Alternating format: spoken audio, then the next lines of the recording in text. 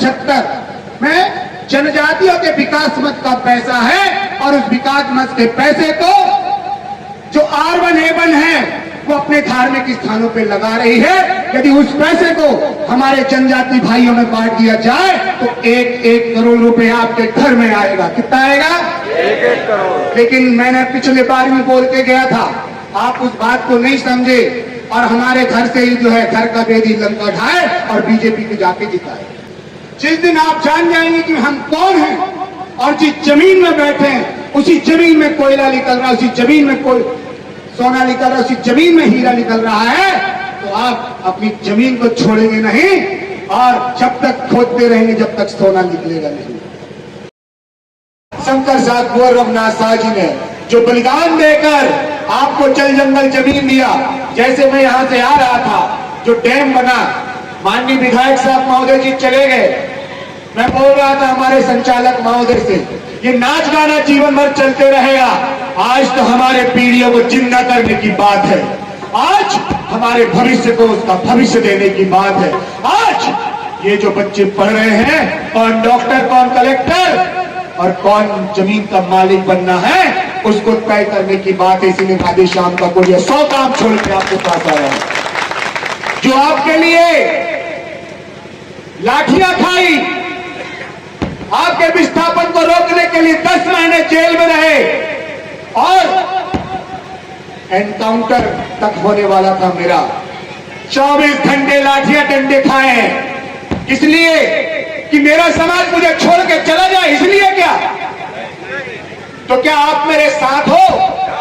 साथ हो तो दोनों हाथ खड़ा करो जरा।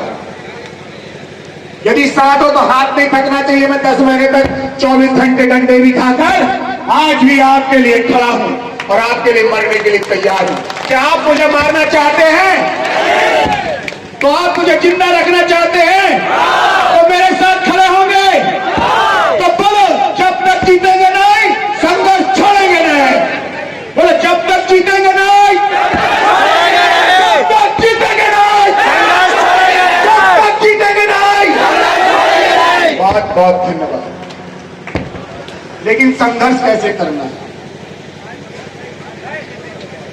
संघर्ष की कहानी हमें सुननी पड़ेगी। ये माइक सारे बंद कर दो यार, ये वाला बस चालू रखो, सब बंद कर दो। हमने इतना बड़ा मंच लगाया, इतना पैसा खर्चा किया, लेकिन क्या हमको उसका सही सही लाभ हुआ? नहीं हुआ। ठीक उसी तरह हमारे पुरखों ने ये चटाई हमको दी, इस पे हम नहीं बैठ रहे हैं, तो क्या उनके दी हुई कुर्बानी हमारे कुछ काम आई? काम आई क्या? नहीं। हमारे पुरखों ने जो जमीन हमको दी, आज इतना बड़ा डैम बन गया और ऐसी कुछ 29 परियोजनाएं हमारे आदिवासी जन क्षेत्र में आ रही हैं।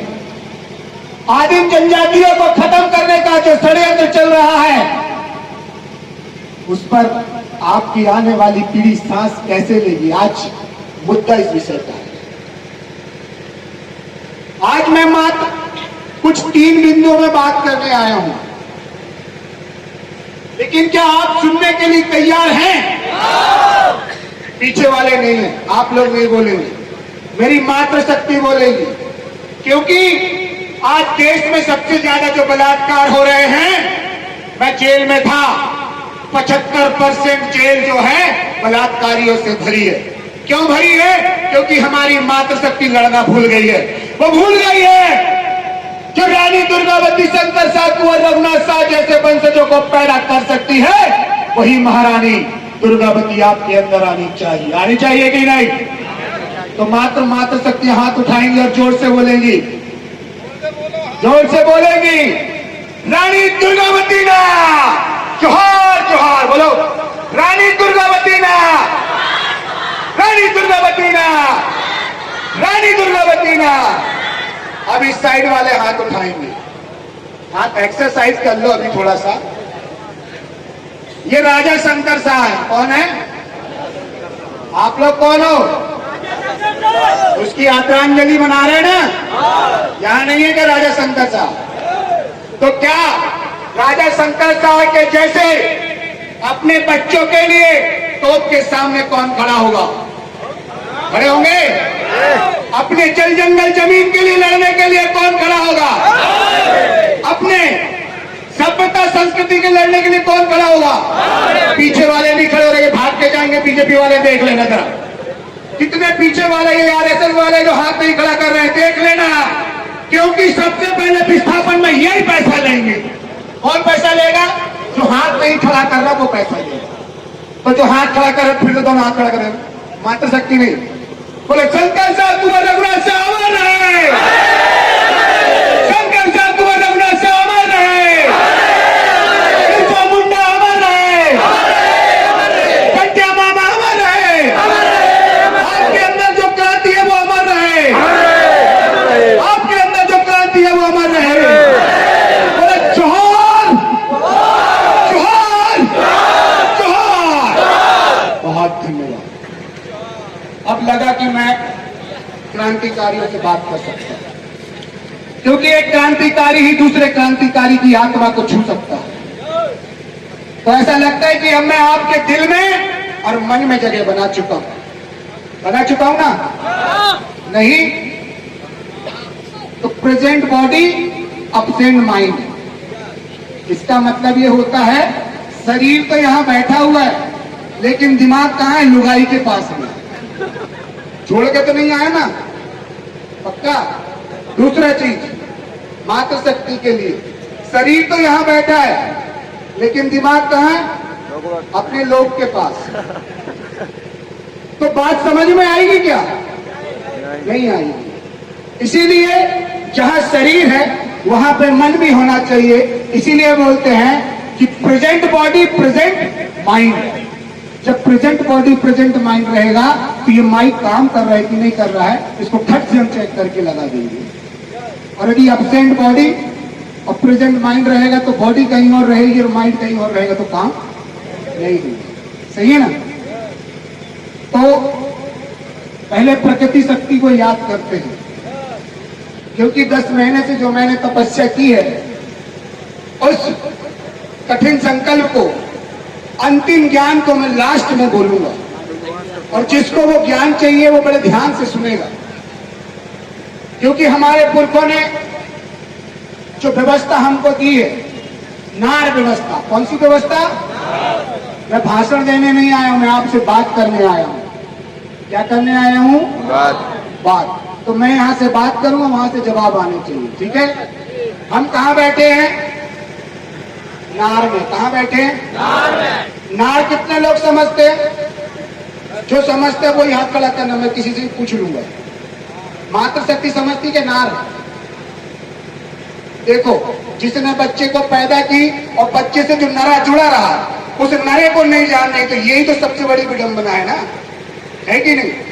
खाना तो थाली में रखा है लेकिन रोटी क्या है, चावल क्या है, दाल क्या है, यही नहीं पता। और खाना बैठे हम खाने के लिए। गलत बात है ना? है कि नहीं? है ना? तो इसको समझना पड़ेगा। जब हमारा जन्म हुआ, हमारी दाई के नार से हम जब जुड़े थे, जब हमारा जन्म हुआ तो उस नरे को यहाँ पे गड़ाया गया, इसीलिए इसको क्या बोलते हैं? नार। और हमारे पुरखे बोलते थे कि जहां मेरा नरा गड़ा है, मैं कहीं पे भी मरूं तो मुझे मेरे गांव में लाकर, मेरे नार में लाकर मुझे गड़ाना। जब मुझे गड़ाओगे तो मैं पुरखों से मिल जाऊंगा और प्रेम शक्ति बन के जो है फिर से आपके पास में आ जाऊंगा। समझ गए बात को? तो मैं आपको एक चीज बता रहा हूं कि कल हम जबलपुर में थे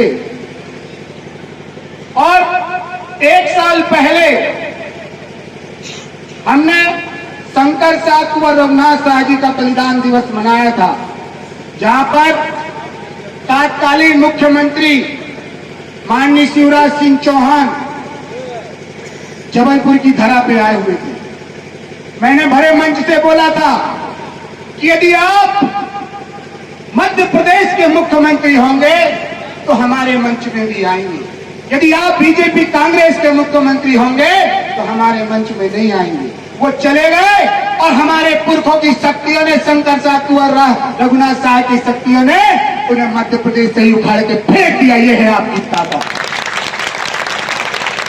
देखा कि नहीं? फिर मैं गया मानपुर की धरती में, मानपुर की पिंजियादाई में, वहां पे आपके 275 की राशि का घोटाला हो रहा था, पंचायत की राशि का घोटाला हो रहा था, पहाड़ विद्युतीकरण का, बस्ती विकास की राशि का घोटाला हो रहा था, जिस घोटाले को लेकर मैंने 3 चरण में आंदोलन किया। और ऐसा आंदोलन हुआ कि माननीय तत्कालीन मंत्री, जनजाति मंत्री का पद भी क्या कर दिया आपने, खत्म कर दिया। तो ऐसे महान जननायकों को जोरदार ताली के साथ में स्वागत होना चाहिए। ये आपकी ताकत थी। जिस दिन आप जान जाएंगे कि हम कौन हैं और जिस जमीन में बैठे हैं उसी जमीन में कोयला निकल रहा है, उसी जमीन में कोई सोना निकल रहा है, उसी जमीन में हीरा निकल रहा है, तो आप अपनी जमीन को छोड़ेंगे नहीं और जब तक खोदते रहेंगे जब तक सोना निकलेगा नहीं। कब तक खोदते रहेंगे कि जब तक सोना निकलेगा नहीं। हीरा किसको किसको पहनना है बताओ? हीरा पहनना है कि नहीं? पहनना है। तो हाथ खड़ा करो, किसको किसको हीरा चाहिए? अरे चाहिए। बताओ, हीरे के बारे में मालूम ही नहीं। 1 करोड़ 2 करोड़ नहीं, 100 करोड़ का इतना छोटा हीरा मिलता है। कितना छोटा? तो आपको हीरा चाहिए कि नहीं? चाहिए। चाहिए ना? तो हाथ खड़ा करो, किसको किसको चाहिए? अरे चाहिए। अरे मैं दिलवाऊंगा, वादा करता हूं मैं हीरा सबको दिलवाऊंगा। जिसको चाहिए हाथ खड़ा कर लो। हीरा चाहिए ना? अरे दोनों हाथ खड़ा करो। अच्छा, हीरा चाहिए कि नहीं? चाहिए ना? तो दादा हीरा सिंह मरकाम ने जो गोंडवाना गणतंत्र पार्टी बनाई थी, उस गोंडवाना गणतंत्र पार्टी का विधायक दे दो, आपको एक एक हीरा मिल जाएगा। क्योंकि हमारे खजाने में इतना पैसा रखा हुआ है कि जब से बीजेपी सरकार बनी, कांग्रेस सरकार बनी, तो हमारे 275 की राशि भारतीय संविधान के भाग 12 वित्त और वित्त के आर्टिकल नंबर 275 275 में जनजातियों के विकास मद का पैसा है और उस विकास मद के पैसे को जो R1A1 है वो अपने धार्मिक स्थानों पे लगा रही है। यदि उस पैसे को हमारे जनजाति भाइयों में बांट दिया जाए तो 1-1 करोड़ रुपए आपके घर में आएगा। कितना आएगा? 1-1 करोड़। लेकिन मैंने पिछले बार भी बोल के गया था, आप उस बात को नहीं समझे और हमारे घर से ही जो है घर का बेदी लंका ढाए और बीजेपी को जाके जिता दिया आपने। लेकिन हमारा एक विधायक छत्तीसगढ़ की भूमि ने, तानाखार की भूमि ने, दादा हीरा सिंह मरकाम जहां से विधायक होते थे, उस तानाखार से एक विधायक देकर हमारी बात को छत्तीसगढ़ में उठाने लगे। अभी बीच में पूरा घर न देकर पंचायतों में जो विस्थापन हो रहा है, जो कोयले में विस्थापन हो रहा है, जो जंगलों से हसदेव बांगो काटा गया है, उस हसदेव बांगो के लिए उन्होंने विधानसभा के बाहर धरना देकर बैठा था। है जानकारी आपको? है? नहीं है, कोई थोड़ा ना बताएगा। 3 विधायक आपने मध्य प्रदेश से लेके आए थे। उन 3 विधायकों के दम पे आपको वन अधिकार अधिनियम के तहत पट्टा मिला कि नहीं? मिला ना? मिला? मिला कि नहीं बताओ तो? मिला। कितने लोगों को मिला? हाथ खड़ा करो। किसी को नहीं मिला, क्योंकि हमने 3 विधायक आपने जिता के भेजे थे, अधिनियम बनवा दिया, संविधान में हमने बिल ला दिया, लेकिन वो बिल लाने के बाद में फिर उस बिल में लाभ लेने के लिए आपने फिर विधायक नहीं बनाया। अभी आपने विधायक किनको बनाया? जो मात्र शक्तियों को कितना रुपए दे रहे हैं? 1250 रुपए। कितना रुपए? 1250। किसान भाइयों को कितना दे रहे हैं? 12,000 रुपए किसान सम्मान निधि। लेकिन आपको पता ही कहां से दे रहे हैं? नमक पहले कितने में खरीदते थे? 20 साल पहले बताओ। 10 साल पहले नमक 1 किलो नमक कितने में आता था? कोई नहीं बताएगा, माता शक्ति बताएंगे, क्योंकि दाल में नमक नहीं डालती है। बताओ, नहीं मालूम ना? घर की रसोई, घर की सब्जी जो आप चटकारे लेके स्वाद बना के खाते हैं, आपको ये नहीं पता कि 10 साल पहले जो नमक हम लेते थे वो 50 रुपए कि 100 रुपए कि 50 पैसे की 1 रुपए किलो में मिल जाता था, मिलता था। आज वही नमक कितने में मिल रहा है? 20 रुपए 30 रुपए किलो मिल रहा है। मिल रहा है कि नहीं? क्यों मिल रहा है मालूम है? क्योंकि आप 1250 रुपए फ्री फोकट में लेने के लिए वोट देने गए। आपको पता ही नहीं है कि आपके जेब से 100 रुपए निकाल रहा है और 1 रुपए दे रहा है। आप 1 रुपए के लिए लड़ रहे हैं और 100 रुपए 99 रुपए क्या कर रहे हैं? उसी को दे रहे हैं। मैं वही बात आज विधायक साहब को बताने वाला था। मैं बोल रहा था कुंजाम जी को, छोड़ नाच गाना, जरा आज बात आर पार हो जाए। क्योंकि एक क्रांतिकारी खड़ा मरने से नहीं डरता, क्योंकि ये समाज उसका है। यदि मैं मरूंगा तो मेरा समाज 1-1 रुपए इकट्ठा करके मेरे क्रियाक्रम को 10 घातकों कर देगा। कर देगा कि नहीं? कर देगा ना। मेरे लिए ठटनी भी नहीं बनाना। जब मैं मरूंगा तो अपने हाथ से उठा के लेके जाना मेरे को। उठा लोगे ना? उठा लोगे कि नहीं? मैं ऐसे ही मरना चाहता हूं। मैं शंकर साहब कुंवर रघुनाथ जी के जैसे मरना चाहता हूं। इस समाज के लिए मरना चाहता हूं और उसको हक अधिकार दिलाकर जाना चाहता हूं। जो पुरखों ने उनको जो जमीन दी है, जिस जमीन से लगातार विस्थापन कर रहे हैं, उन विस्थापन करने वाले को यहां से खदेड़ के भगाना चाहता हूं। लेकिन मेरे साथ में आप खड़े हो कि नहीं, पहले ये तय कर लो। आप सब ये तय कर लो, क्योंकि वक्त नहीं बचा है आगे जीवन जीने का। पता नहीं कब बिक जाए हमारी हाथों की चूड़ियों का। हाथों की चूड़ियां बिक गई। कितने तौले की चांदी के पहने रहती थी हमारी माताएं, पहने रहते थे ना। करधोना में पहने रहते थे, करधना बोलते, क्या बोलते थे? करधना, कटोरा आधा किलो का हो जाता। आज इन सरकारों के चक्कर में वो भी गिरवी रख दिया कि नहीं? तो कौन सा विकास है? आप गर्व से बोल सकते हो कि ये जो छोटे छोटे बच्चे हैं उसको डॉक्टर इंजीनियर बना दोगे। कितने लोग बना दोगे? नहीं बना पाओगे। क्यों नहीं बना पाओगे? क्योंकि आप कौन हो, आपकी पहचान क्या है, ये आपको नहीं मालूम। कितने लोगों को मालूम बताओ? यहाँ पे आदिवासी कितने हैं? जो आदिवासी वो खड़े करो। जो आदिवासी भाई, ओबीसी कितने हैं? ओबीसी के लोग हाथ खड़ा करो। ओबीसी, जो ओबीसी के, ओबीसी मतलब यादव। एससी के लोग कितने हैं? एससी के, अब आपको पता है बाबा साहब अंबेडकर जी ने आपको अधिकार दिया है और इस देश के एसटी, एससी, ओबीसी एक हैं। कैसे हैं? एक हैं, क्योंकि इनका डीएनए L3MN है। क्या है? L3MN। और भारतीय संविधान में आपका एक सुनिश्चित घर है। घर का नंबर क्या है मालूम है आपको? ओबीसी का भाई बताएगा क्या घर का नंबर क्या है आपका? है किसी को मालूम? 340, अनुच्छेद 340 के तहत आप ओबीसी में आते हैं।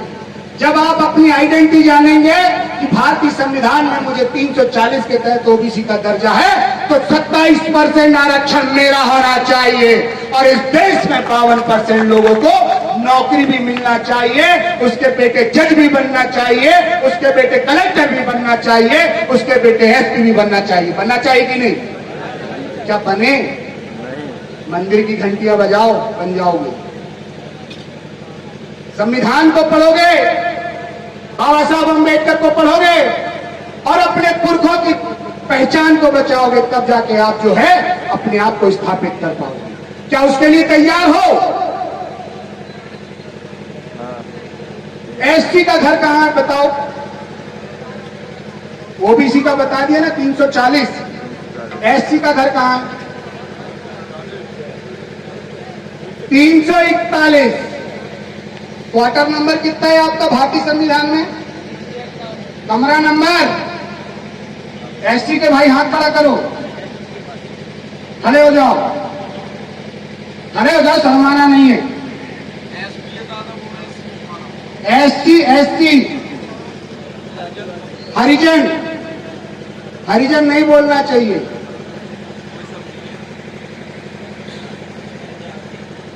एससी, बाबा साहब अंबेडकर ने हरिजन शब्द पर बैन लगा दिया था। मालूम है आपको क्यों लगाया था बैन?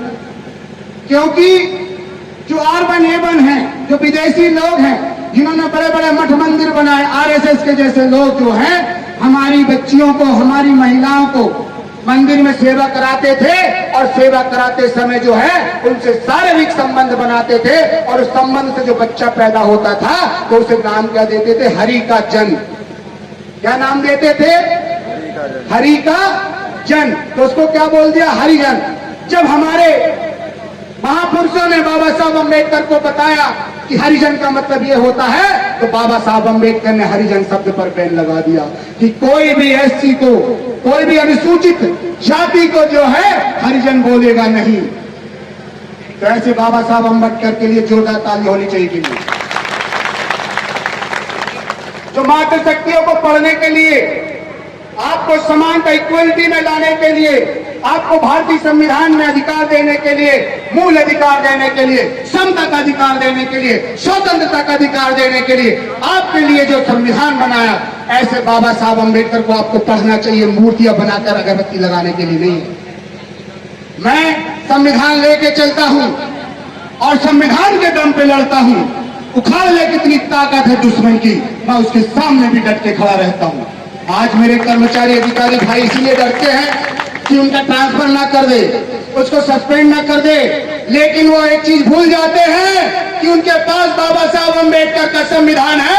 जिस दिन संविधान को लेके कहां जाएंगे? न्यायपालिका में जाएंगे, और उसी संविधान को लेके गांव की न्यायपालिका में जाएंगे तो किसी की मजाल नहीं है जो उनको टस से मस कर दे। क्योंकि उसी सुप्रीम कोर्ट ने, हाई कोर्ट ने बोला था, लोकसभा ना विधानसभा, अरे लोकसभा ना विधानसभा, थोड़ा हाथ खड़ा करके, क्योंकि आज जिस ग्राम में बैठे हो, गांव से बड़ा कोई बाराती नहीं होता और गांव से बड़ा कोई पहलवान भी नहीं होता। तो आप लोग पहलवान दोनों हाथ खड़ा करो जरा, और जोर से बोलना, मेरे को आवाज आनी चाहिए। देखो किसी को मालूम नहीं, जिसको मालूम हाथ खड़ा करो। आप लोग मालिक हो, कौन हो? नींद आ रही होगी तो सो जाओ, अपने हक अधिकारों को खत्म कर दो, अपने बच्चों को बेच दो, क्योंकि अडानी अंबानी आ गए खरीदने के लिए। क्या आप अपने बच्चों को बचा सकते हो? यदि बचा सकते हो तो दोनों हाथ खड़ा करो जरा और जोर से बोलो, लोकसभा ना विधानसभा। इधर कैमरा घुमा भाई। लोकसभा ना विधानसभा, लोकसभा ना विधानसभा, बाबा नाटे, बाबा नाटे, बाबा नाटे। बहुत बहुत धन्यवाद। हाथ नीचे कर दो। अब बोल तो दिए, प्रश्न उठता है, हमने बोल तो दिया, लोकसभा ना विधानसभा, सबसे बड़ी ग्राम सभा। ग्राम सभा कैसे? यदि हमारा गांव ग्राम सभा में होता, नार व्यवस्था में होता, तो हम खेरोदाई मेड़ोदाई, हर खेत की क्या होती है, हर गांव की क्या होती है? मेड़ होती कि नहीं? अपने खेत की क्या मेड़ है ना, तब हम बोलते कि ये खेत मेरा है और ये खेत दाऊ तेरा है। ऐसे ही क्या होती? गांव की मेड़ होती है। तो गांव की मेड़ कितनी बड़ी होती है? गांव की मेड़ मेरी है और ये गांव की मेड़ तेरी है। तो बोलते हैं क्या? मेड़ोदाई। और गांव में टिकी हुई व्यवस्था क्या बोलते हैं? खेरोदाई।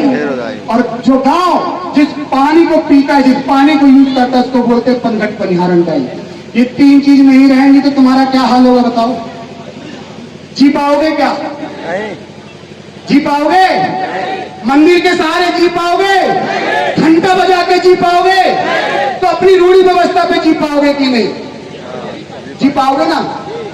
जितने भी एसटी, एससी, ओबीसी के हैं, ये बोलते हैं कि हम हिंदू हैं, तो फिर गांव की खेरोदाई में कोनी करने जाते हो तो बिदरी क्यों करते हो? बिदरी करते कि नहीं? गांव में करते ना? सही ना? बिदरी करते तो सब एक हो जाते हो, तब तो नहीं बोलते कि हम हिंदू हैं। शादी करते हैं तो मागर माटी लेने जाते हो। कौन सी किताब में लिखा है कि मागर माटी लेके आओ? ये तो हमारी पारंपरिक व्यवस्था है, ये तो पारंपरिक रूढ़िगत व्यवस्था है, ये हमारे पुरखों की व्यवस्था है। इसीलिए बोलते हैं पुरखों की गली में चले लौट आओ। तो पुरख देखा वो खड़ा है 52 57 परगना। हम इसीलिए नाचते गाते हैं क्योंकि हमारे जब 10वीं होती है 10 गात्र होता है, तो हम जो व्यक्ति हमारे परिवार को छोड़ के प्रकृति में विलीन हो जाता है तो हम उसको 10 गात्र करके पुनः उसको पैन शक्ति में विलीन करते हैं, उसको पैन मानकर, हमारी शक्ति मानकर, आराध्य मानकर उसका गोंगो करते हैं और जश्न मनाते हैं, जिसको बोलते हैं सुखमानी। इसीलिए हमारे शहीद दिवस पर हम लोग नाच और गाना करते हैं। लेकिन इस रहस्य को किसको मालूम है? उनको तो यही नहीं पता कि शंकर साहब को रघुनाथ साहब मर गए बोलते। अरे मर गए नहीं, वो जिंदा हो गए और हर व्यक्ति के शरीर में शंकर साहब को रघुनाथ साहब है ना। तो चोर से बोले जरा, शंकर साहब को रघुनाथ साहब मर रहे। अभी नहीं आया, यदि शंकर साहब आ जाता तो खड़े होके बोलता, बोले जरा, शंकर साहब को रघुनाथ साहब मर रहे, 52 57 परगना के राजा अमर रहे, 52 57 परगना के राजा अमर रहे। 52 57 परगना किसकी है? 52 57 परगना किसकी है? नार की व्यवस्था किसकी है? नार की व्यवस्था किसकी है? तो गर्व से बोलो हम मालिक हैं। क्या बोलो? मालिक। गर्व से बोलो हम मालिक है। गर्व से बोलो हम मालिक है। गर्व से बोलो हम मालिक है। तुम मालिक हो। क्या हो? मालिक। जब नौकर आए तो उनको बताना पड़ेगा कि we are owner of this village, we are owner of this land, we are owner of this country. तो आपको बताना पड़ेगा कि मैं मालिक हूं मेरे घर का, मैं मालिक हूं मेरे गांव का, मैं मालिक हूं मेरे देश का। ये कब बोलोगे? जब आप संविधान को जानोगे। तो कितने लोगों को जानना है बताओ मालिक बनने के लिए? सबको। जिसको जानना है उसी को बताऊंगा, जिसको नहीं जानना उसको नहीं बताऊंगा। कान में रुई डाल लो, उंगली डाल लो, ऐसे करके बैठ जाओ। सबको जानना है ना? अपने लिए जोरदार ताली बजाओ। पानी पिलाओ भाई जोर। मैं पूरी रात भर बोल सकता हूं, लेकिन क्या आप मेरी बातों को सुनकर उस पर अमल लाने के लिए तैयार हो? तो तैयार हो तो ताली बजाओ। तो साथियों सुनिए, भारतीय संविधान के भाग 3 मूल अधिकार। कौन से अधिकार? मूल। जोर से बोलो, मैं पढ़ा रहा हूं। क्या बोला मैंने? भाषण देने नहीं आया राधे श्याम का कोड़िया, मालिक से मालिक मिलने आया है और क्रांति से क्रांति पैदा करने आया है। भाषण देने का काम नेताओं का, भाषण दे के नेता चले गए। कहां गए? मैं हूं ना, अभी हूं कि नहीं? जबलपुर में था, सिवनी में था, मंडला में था, आके कहां चला गया? फिर से टुंडम आ गया। मैंने संकल्प लिया है, जब तक जीतेंगे नहीं संघर्ष छोड़ेंगे नहीं। तो संघर्ष जारी रहेगा। आप कहां खड़े वो देख लेना अपने आप को, ठीक है? तो मालिक बनना है तो मूल अधिकार को जानना होगा। तो मूल अधिकार में पहला चैप्टर क्या है जानकारी? मूल अधिकार कितने से कितने आर्टिकल तक है?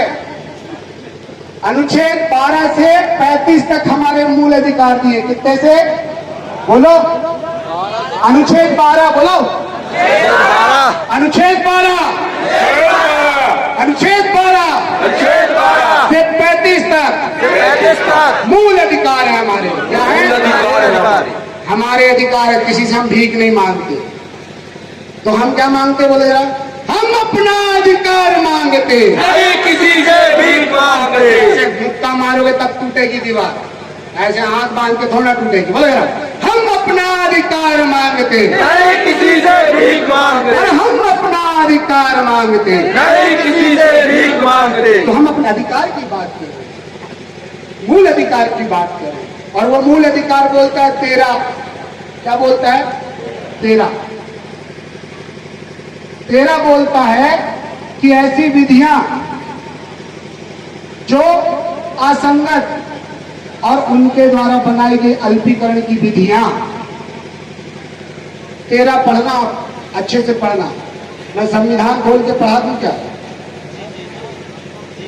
नहीं, मैं टूटा फूटा बताऊंगा, उसको जोड़ने की जिम्मेदारी आपकी है। हर हाथ में क्या होना चाहिए? संविधान। बाबा साहब होने चाहिए। क्या होना चाहिए? बाबा साहब। बाबा साहब होने चाहिए।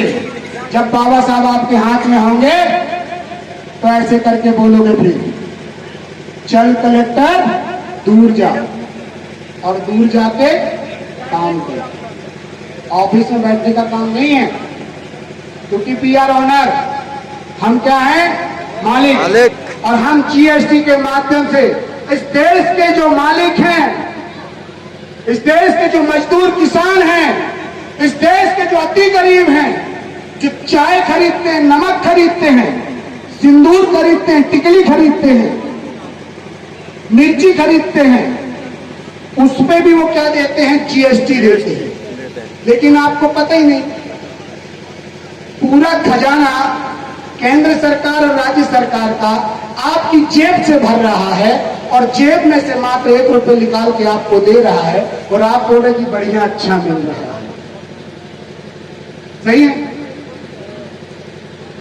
जहां आपके हाथ में रोजगार होना चाहिए था, आपके बच्चे के लिए अच्छी शिक्षा होनी चाहिए थी, वहां आपको क्या पकड़ा दिया, खाली कटोरा। कटोरा, और कटोरे में डालते जा रहा 5 किलो गेहूं। महिलाओं को पकड़ा दिया 1250 रुपया, प्रेग्नेंट हो गई महिला को पकड़ा दिया 16,000 रुपया, किसानों को पकड़ा दिया 10,000 रुपया, और किसान बड़े हक के जाता है बैंक, पैसा दे मेरा। अरे तुमसे तो यूरिया जो पहले 150 रुपए में मिलती थी, उस यूरिया को 500 रुपए में दे रहा है, तो तुम्हारा पैसा जो दे रहा है उससे ज्यादा तो तुमसे ले लिया, वो तुमको दिख नहीं रहा है।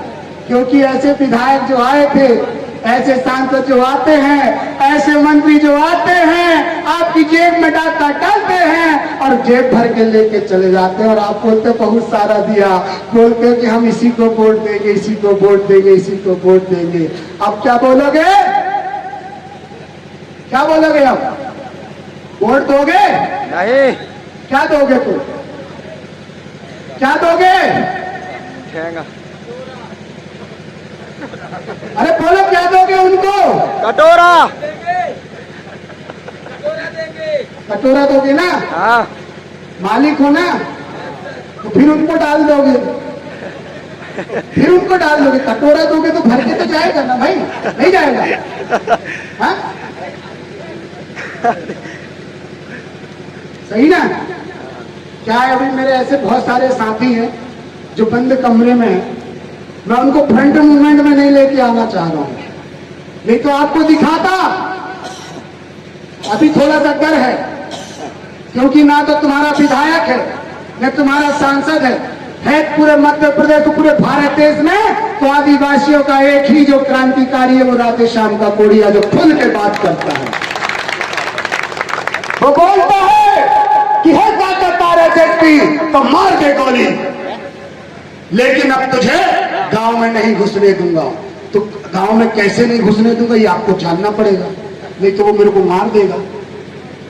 अभी तो मेरे ऊपर में रासुका लगाया है। उनका कहना है कि देश की जनता, क्षेत्र की जनता को राधे श्याम कपूरिया से डर और भय है। क्या आपको डर भय है क्या मेरे से? नहीं। डर भय है क्या? नहीं। नहीं है ना? हाँ। तो आप मेरे हो ना, मैं आपका हूं ना। यदि मुझे तकलीफ होगी तो आपको तकलीफ होगी कि नहीं होगा। कितने लोगों को तकलीफ होगी, हाथ खड़ा करूंगा। बाकी लोगों को तकलीफ होगी लगता है, आपको तकलीफ नहीं होगी ना? होगी? होगा। तो जोर से बोलेगा,